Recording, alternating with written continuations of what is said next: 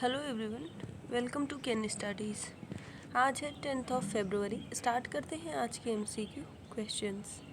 आज का first question है, India agreed for trilateral cooperation initiative in fields including energy, defence, economy with which of these countries. आपसे पूछा जा रहा है, भारत इनमें से किस देश के साथ ऊर्जा, रक्षा और अर्थव्यवस्था सहित अन्य क्षेत्रों में त्रिपक्षीय सहयोग के लिए सहमत हुआ है। आपके ऑप्शंस हैं France and UAE, UAE and USA, UAE and Israel या फिर जापान और सिंगापुर। और इसमें आपका करेक्ट ऑप्शन हो जाएगा ऑप्शन ए, फ्रांस और यूएई के साथ भारत त्रिपक्षीय सहयोग के लिए सहमत हुआ है। So India, France and UAE agreed to establish a formal trilateral cooperation in the fields including energy, defense and economy. And the three countries said that they will explore the possibility of working with the Indian Ocean Rim Association to pursue actionable projects on clean energy, environment and biodiversity. बढ़ते हैं next question की ओर। Wind scheme which was seen in the news is associated with which ministry. आपसे पूछा जा रहा है, खबरों में रहा जो विंड योजना है वो किस मंत्रालय से संबंधित है।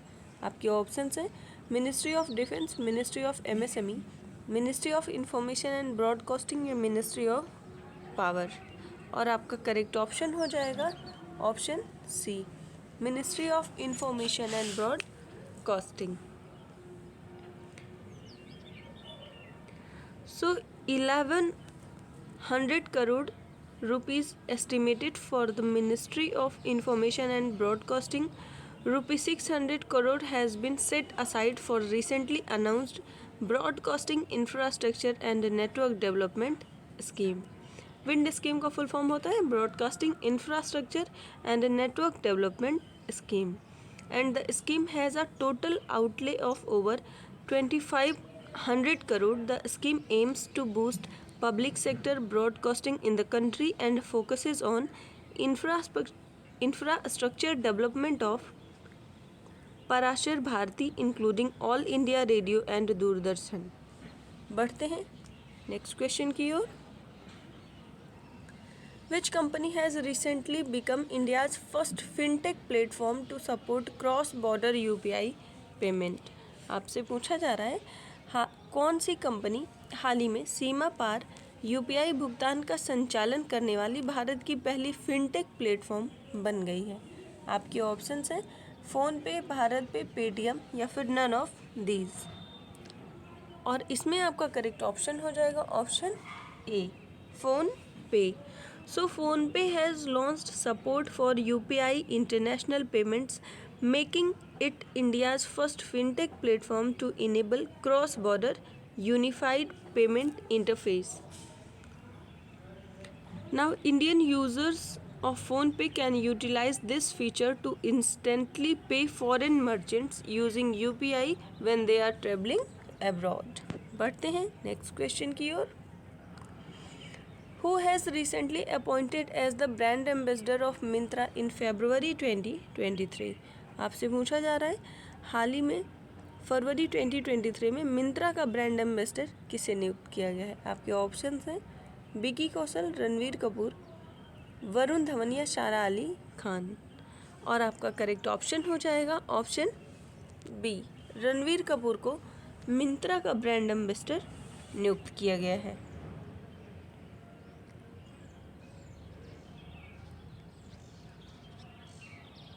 बढ़ते हैं नेक्स्ट क्वेश्चन की ओर।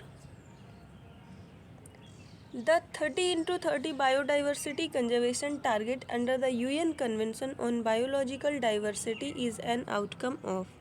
आपसे पूछा जा रहा है, जैव विविधता पर संयुक्त राष्ट्र सम्मेलन के तहत 30x30 जैव विविधता संरक्षण लक्ष्य निम्न में से किसका एक परिणाम है।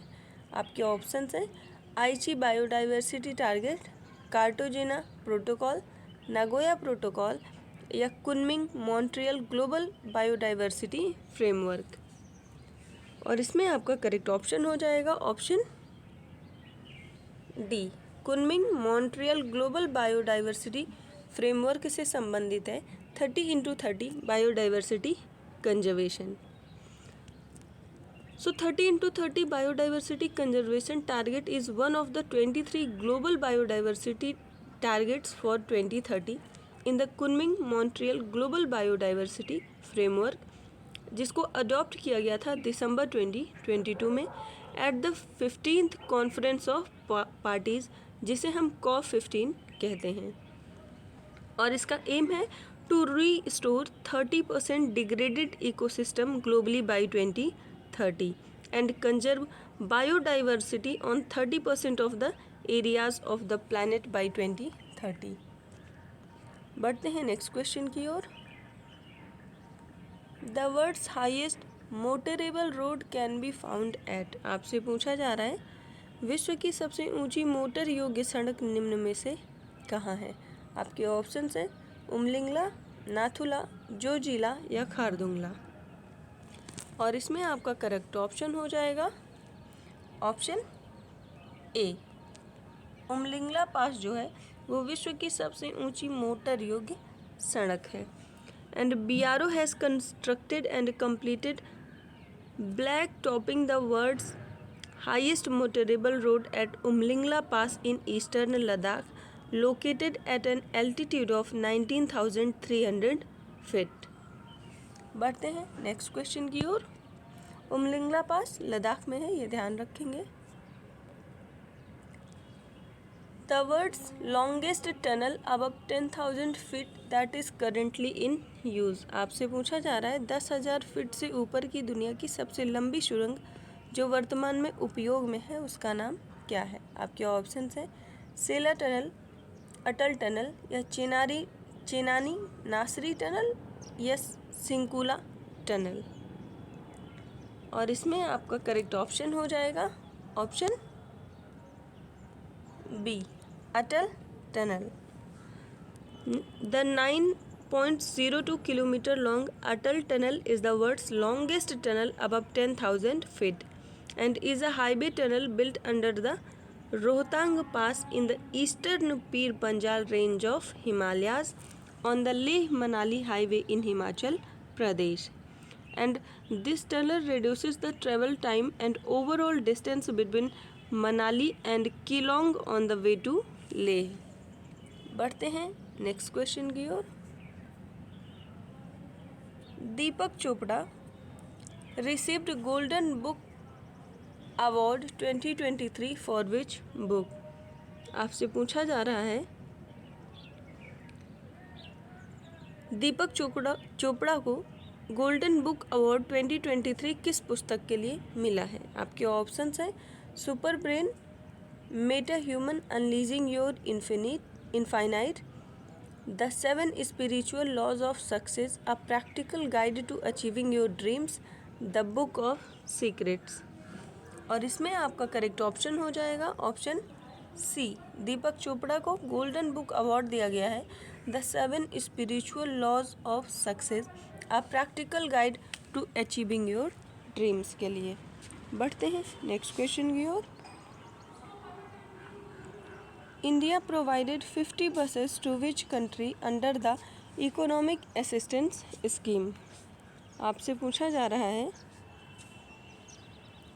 भारत ने आर्थिक सहायता योजना के तहत किस देश को 50 बसें प्रदान की हैं। आपके ऑप्शंस हैं बांग्लादेश, श्रीलंका, तुर्की या नेपाल। और इसमें आपका करेक्ट ऑप्शन हो जाएगा ऑप्शन बी। तो भारत ने आर्थिक सहायता योजना के तहत श्रीलंका को 50 बसें प्रदान की हैं। आज के करंट अफेयर सेशन में इतना ही। धन्यवाद।